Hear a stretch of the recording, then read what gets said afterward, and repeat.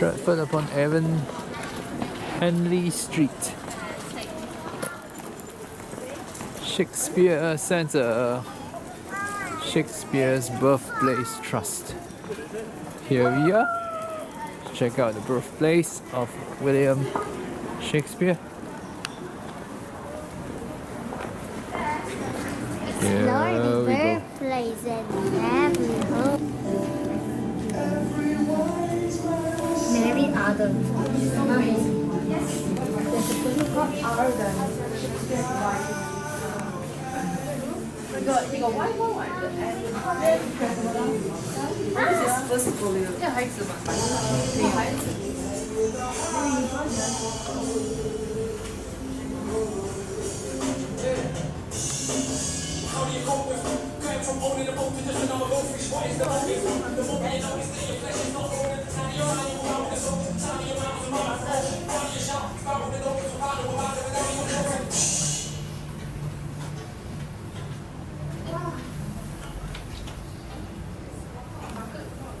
They have records to prove it. Come on, we're just outside.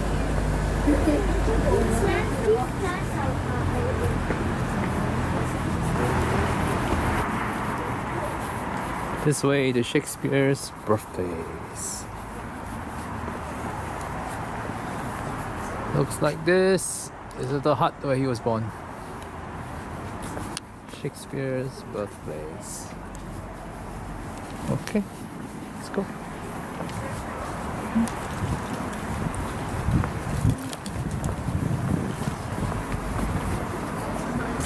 Gap in the wall here Wow. to my right. So you're stepping into the house itself. From this bit, where we are now, this was the house next door. Oh. Okay. So this was a little cottage on the end of the Shakespeare family home, but owned by the Shakespeares themselves. So on the picture here, we are now here, actually. And that lady here, that is me. That's me today. You can see, drawn from life, as you can see. That is me looking out of my door there. So this is slightly confusing. This is the house facing that way.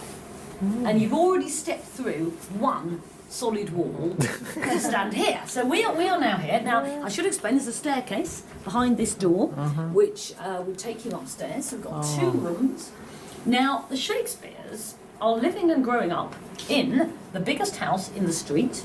Wow. But John Shakespeare, William's father, also buys this cottage, the bit where we are now, and rents it out. Wow. So they make money from the cottage. Later on, Joan is William Shakespeare's sister. Right. Now, Joan Shakespeare grows up, she gets married to somebody called William Hart, and Another William. is known as Joan Hart. Sorry. Another William. Yes, another William. You're absolutely right. Now you'll love this. Everybody's called William in the 16th century. Actually, it's a very interesting point because you often there were very small kind of pool of names really, and that's partly because you were often named after your godparent. Right. So as an example, so William Shakespeare has when he gets married and has his own children, he has twins. A boy and a girl called Judith and Hamnet. Now they are named after their godparents, who were a couple of Shakespeare's friends who live in Stratford called Judith and Hamnet Sadler. Right. So they get the name. So William Shakespeare, he had a godson who was always also called William. So he constantly, everybody's called William or Richard. What are the other names? It constantly. So the names sort of there wasn't often there weren't any new names really for a long time. So that's a very good point. So, and the house is decorated and presented. You'll see it as it would have looked when William Shakespeare was about your age. Wow. How old are you? 11. Thank you. Thank you, William and Gilbert. That's marvelous. Just a Gilbert for today. Ceilings are pretty low. I am bored and very precious. Please do not touch.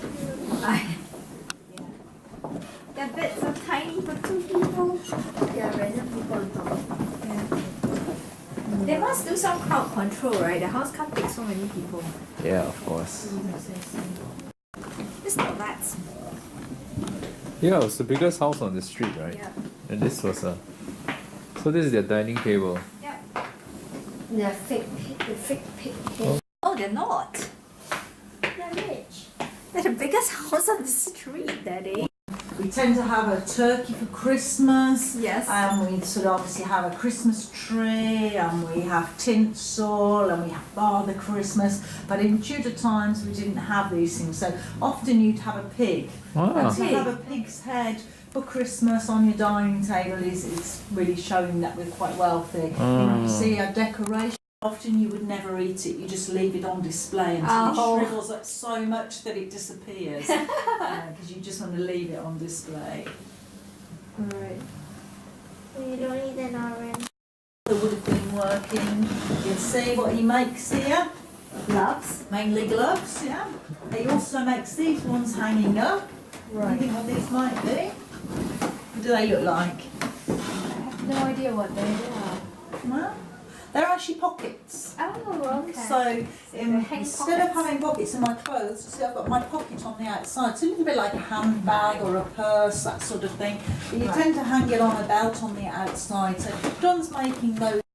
You have to join a guild. Yes. And when you're on the guild, you're able to apply to be on the town council. So that's why John was able to get on the council. Once he's a member of the council, that gives the family a status as well as the money. Right. And John really had most of the jobs in the town council, up to being the mayor of Stratford. Right. Which in those days was probably the highest position you could hold. So the family really are.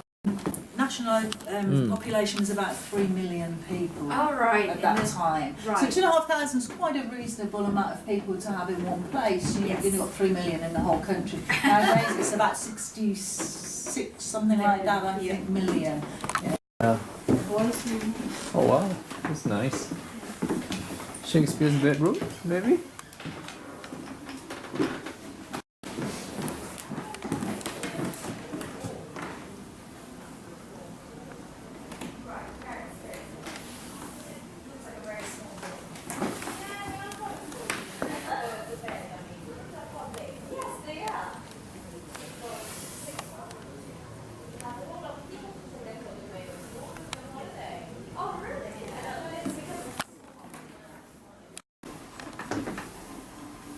And this is where he was born? Yeah, this is the birthplace of Shakespeare. Oh, wow.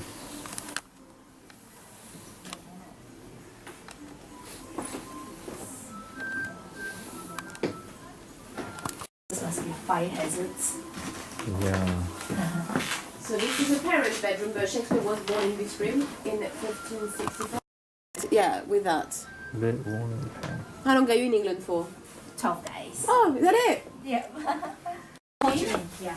Lovely. Vietnam, what did you fly? Vietnamese Airlines? Or? Yes, which is why we had Are you okay? Yeah, they're alright. It's quite Yeah. good. Yeah. So yeah, that makes The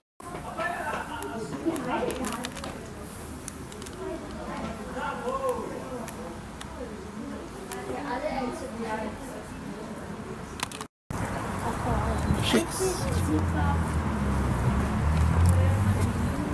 The other exhibition is there, but I